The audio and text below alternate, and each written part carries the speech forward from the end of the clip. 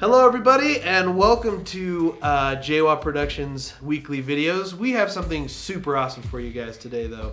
We have the very talented, super awesome triple slash game company. I don't know what you would game developers. Team triple slash. Awesome.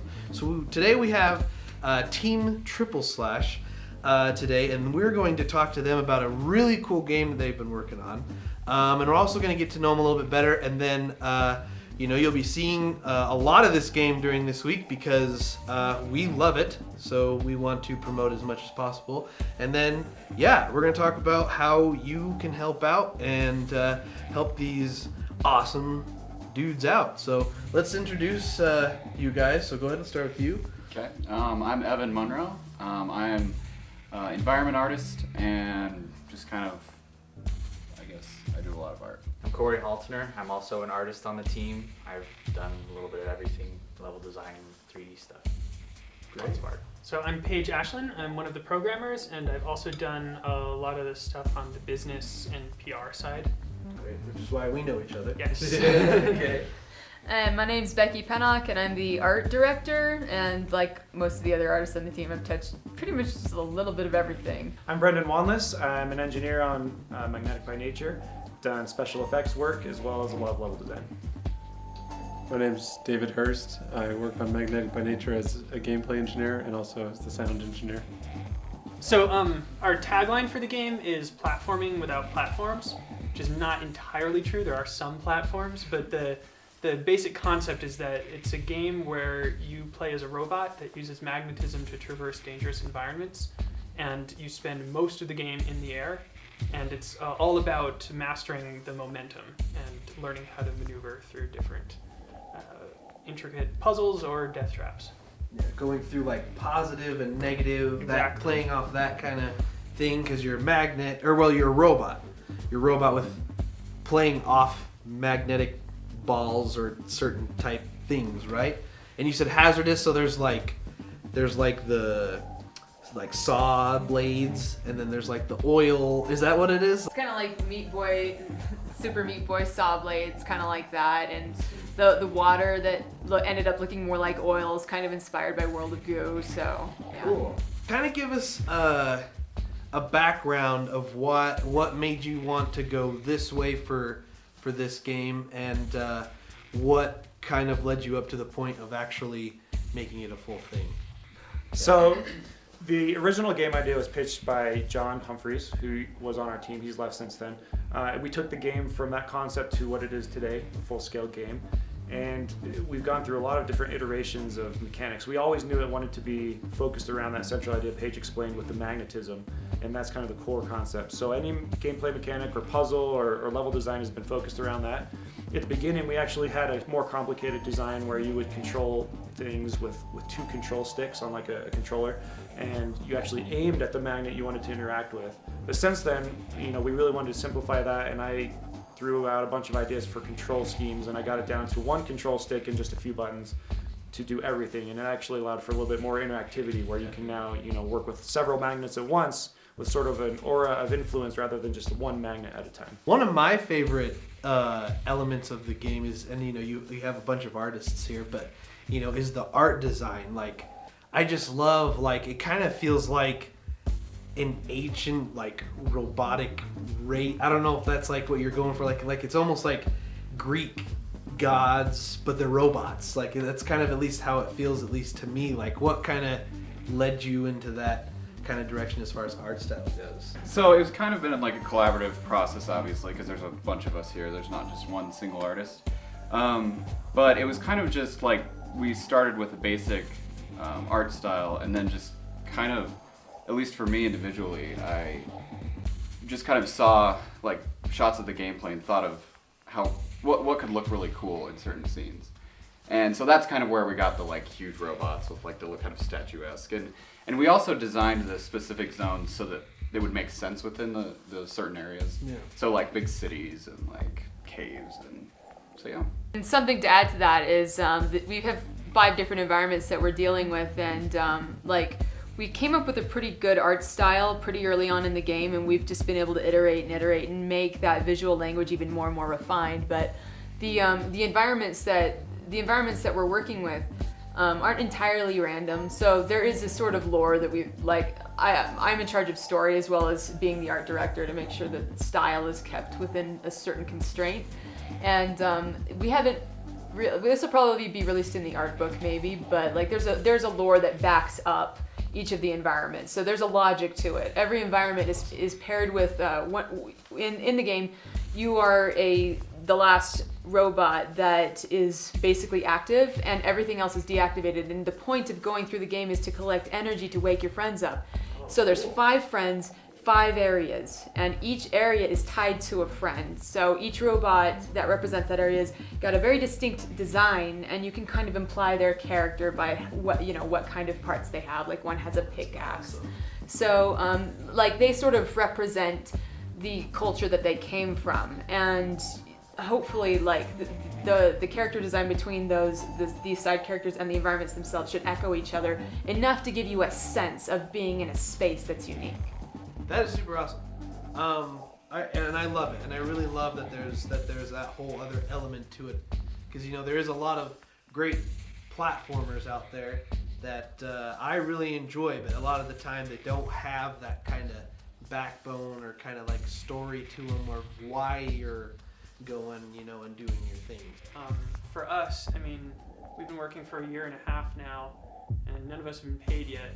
So that is it's really, that's why a lot of times indie developers will say like, well, it's a passion project. It has to be a passion project at first, because there's a lot of upfront effort you have to put in before you're going to see a paycheck.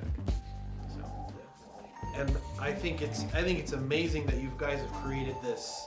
Like you kind of mentioned before, like this wasn't anything like paid up right up front. I mean, you guys have, this has all just been all coming together and like working on such this project, and it's really turned out. I mean, from what I've seen, it's beautiful, it's fun, and never seen that, you haven't seen those type of like mechanics before with the magnets, and so I've really enjoyed it. So thank you for putting all that effort and and not really receiving it. Just receiving the recognition for building something like that.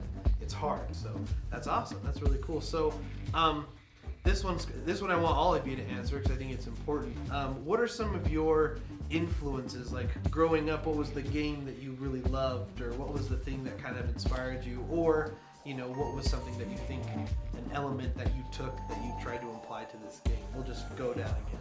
I'd say the biggest influence for me personally was the first time I played Shadow of the Colossus. That one was really, for me it made it seem like video games can be something more than toys. For me, I love platformers. So a lot of the platformers I love are like Mega Man, and I really love Limbo, which was actually an influence for this game. Great game. So I've been playing video games for a long time, but I think there was definitely a moment for me. There's a very little known mid-90s PC game for the game construction system called ZZT. Most people haven't heard of it. The game is called Kudzu, and it was made by one teenager in his spare time, and it's very hard to describe. I've never played another game quite like it. It's a sort of abstract story where you're going through this, you've been skydiving, and you land in this strange place, and it's sort of a puzzle game, but none of the puzzles make sense. And it was like, for me, it was such a moment playing this, because you could tell immediately this was a game that came from a very particular individual perspective, and you could see this person's like sort of their feelings about life as they were going through their adolescence, like just bleeding into it. And I was like, yeah, I still don't have words for it. But I was like, this is an amazing experience, and it's an experience that I don't think you could capture in any other media. Well, I've played games my whole life, all different kinds of games, many violent games, but I think that the one game that probably pushed me into indie development, generally speaking, is Team Fortress Classic. So the predecessor to Team Fortress 2, and it was a community that I put lots of my time in high school into, probably hundreds of hours, like ridiculous amount of time, but it was the idea of people like me making maps and challenging other people and playing within that community. Like, there was just such a tight community of creation and feedback that I just kind of got hooked on it, and I just sort of tripped my way into indie development from there. I didn't intend it, but hey, here I am. For me, I've got a ton of influences. I don't know that there was one specific thing that got me into indie gaming. It's been a process of choices. For the longest time, I wanted to work in the AAA industry, like at Blizzard, some of my favorite studios growing up. Some of my most influential games have to be the stuff Rare was doing in the 90s on Super Nintendo and N64. Just like the Donkey Kongs, Banjo-Kazooie, GoldenEye. Those were just some of the greatest games, the most polished things I played. They had great story elements, great mechanics, just all around well-done games. And it got me thinking, if people can make such quality art forms and experiences, I want to be a part of that. So along the way, that just been, experience getting here, but that's kind of what helped get here. So when I was growing up, I first got into video games with the Nintendo 64, and my first passion game was Zelda: Ocarina of Time. And I've always been an engineer at heart, and for some reason, I think that fits. I love modifying the environment, building things, and the puzzles in Ocarina of Time let you do that, modify the world. And all through my gaming history, I've attached myself to games like that, like Minecraft is a recent example. I love to build things. Yeah, actually, Zelda would probably have to be one for me as well, especially Ocarina of Time. And just because I'm a big story guy, like that kind of what drives me with games.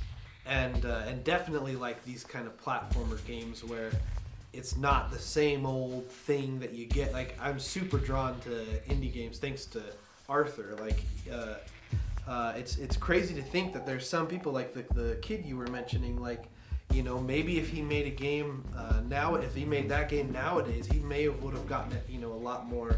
So I think at the same time, a lot more people are creating video games, so it's been a little harder to get noticed. But then at the same time, there's a lot more people getting noticed for those kind of like indie, different type games, and I think that's amazing.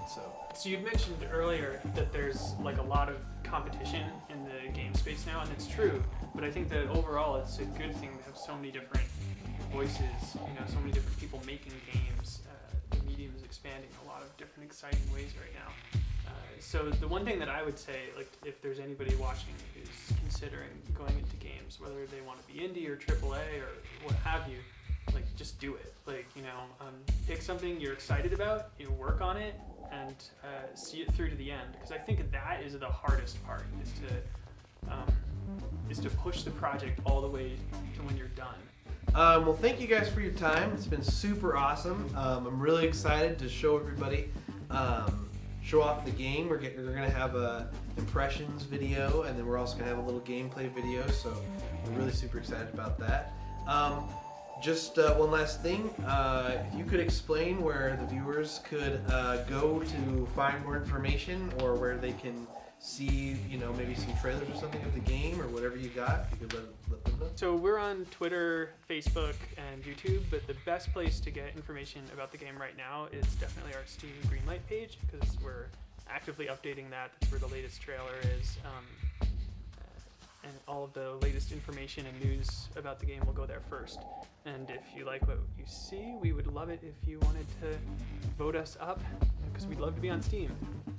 All right, well, we'll leave a link in the description below, so definitely check these guys out. And if you want even more cool footage, we have some awesome videos coming your way in these next couple of days. So thank you, everybody. And comment below if you want to ask any of these guys questions, and we'll send it their way. Thanks. Have a good one.